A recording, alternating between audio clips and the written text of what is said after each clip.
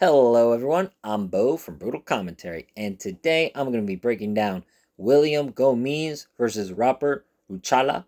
Now, for those of you who may not know, Ruchala is the former two-time interim featherweight champion for KSW. That is the promotion out of Poland, and he is Polish.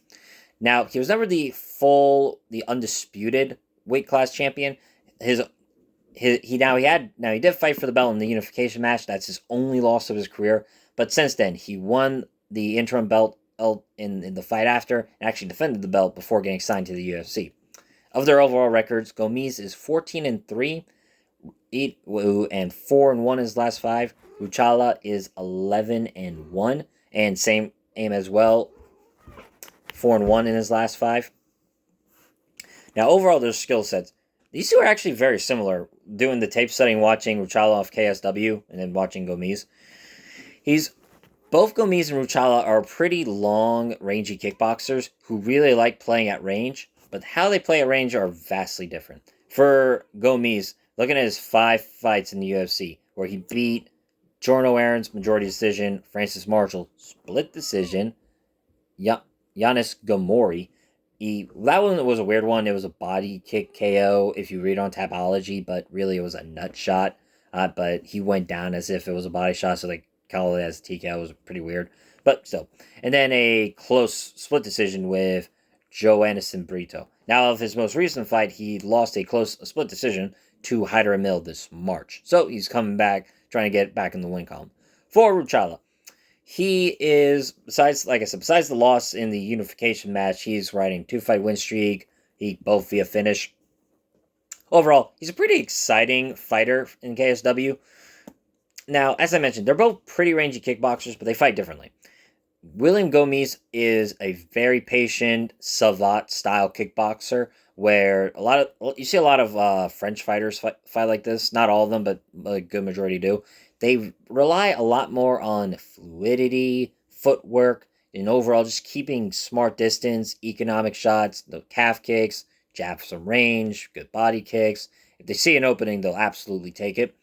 But they are more content to win off points and content to win and stay at range. Just fight safe, fight smart. May not be the most exciting, and you can see with the results I just mentioned for Gomis, it's not always the most prudent because some judges might value aggression and overall octagon control. Like you're charging at Gomis and you're backing him to the fence. Now he's circling around the octagon and it may not be in fully danger, but some judges do reward aggression and control, like that. So as you can see, some of these decisions are pretty close.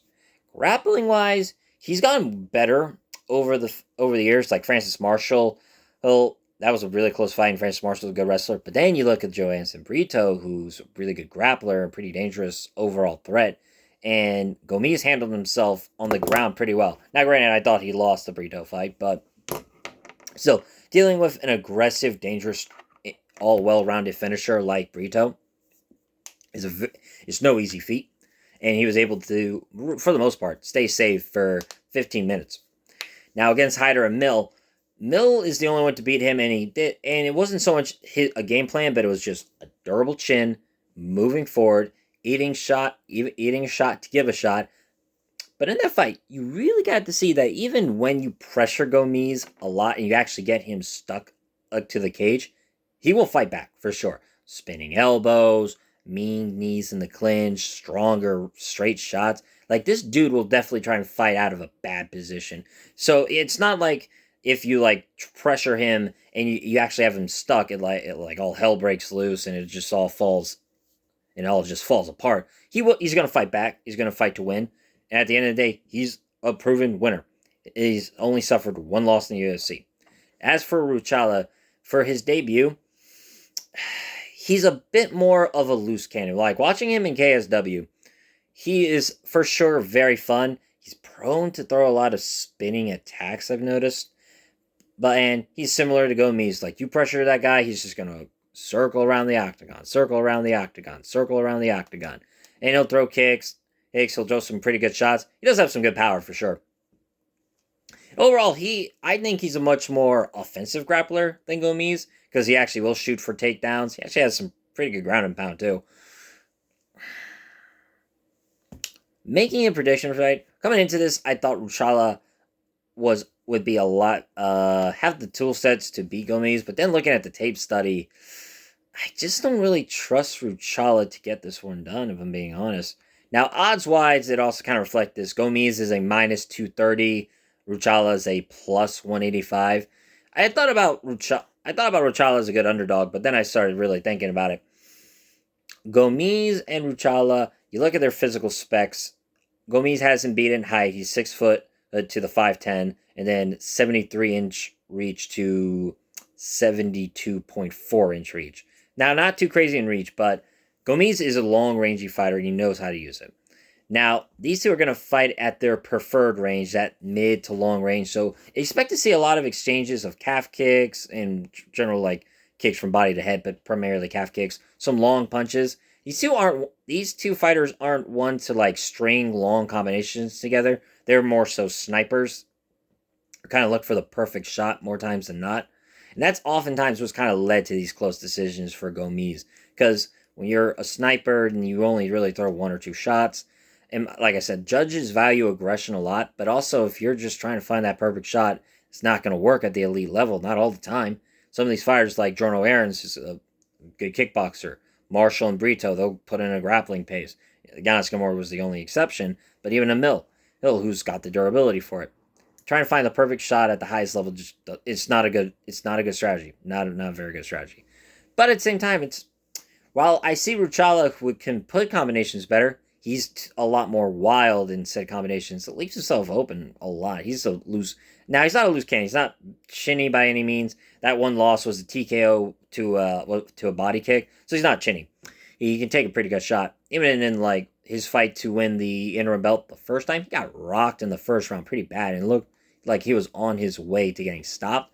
But he fought out of it and proved he's got real good heart.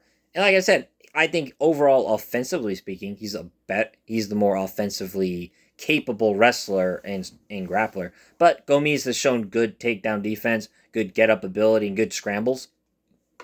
So I kind of see this as like a nip and tuck affair. I can see this being a close 29-28. And as for how the prediction I have, I'm picking William Gomis by decision. He's not a proven finisher, and the over 2.5 is probably going to hit. I'd see this going to decision. If there were a finish, it'd be in the Ruchala line, because he's got, like I said, he's got some power to him. Is more so finishes with ground and pound, but I wouldn't sleep on his offensive wrestling. And if he can get a dominant position and go for the ground and pound, then I see him winning this fight. But I don't think that's going to happen. I got to go William Gomis by a close technical decision in a lot of his fights. I could even see a split decision if I'm being fully honest. And that'd be a typical William Gomis type of fight. But that is all I have for today. Next up, we have our main card opener. I should have probably mentioned this, but this is actually the featured prelim. I apologize for not saying that first, but now you know. Next up, we have our main card opener. It's Patricio Pitbull versus Luin Quieta, and I'm pretty excited to talk about that fight too. But until then, I'm Bo from Brutal Commentary. I thank you all for listening. I'll see you next time.